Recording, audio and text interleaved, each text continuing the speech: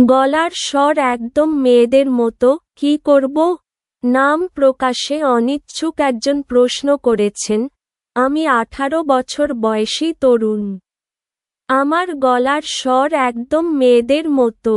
কণ্ঠস্বর অস্বাভাবিক নাকি সুরে কথা বলতে হয়? গলা ভাঙা ভাঙা ও কণ্ঠের পিচ অনেক বেশি। আমার হাইপোথাইরয়েডিজম রয়েছে। অন্যদিকে পায়ের কিছু সমস্যা দেখে চিকিৎসকের ধারণা প্রক্সিমাল মায়োপ্যাথি। উভয় সমস্যাই 13 থেকে 14 বছর বয়সে শুরু হয়েছে। কণ্ঠের কারণে আমাকে খুবই বিব্রত হতে হচ্ছে। আমি এখন কি করতে পারি? পরামর্শ: হাইপোথাইরয়েডিজমে থাইরয়েড গ্রন্থি পর্যাপ্ত হরমোন উৎপাদন করতে পারে না। ফলে শরীরের বিপাকের প্রক্রিয়া ব্যাহত হয়।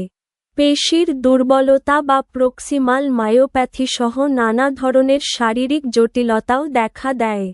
থাইরয়েড হরমোনের ভারসাম্যহীনতার কারণে বয়ঃসন্ধিও বিলম্বিত হতে পারে, যার ফলে কণ্ঠস্বরের পরিবর্তন সহ অন্য শারীরিক পরিবর্তনগুলো ঠিকভাবে ঘটে না।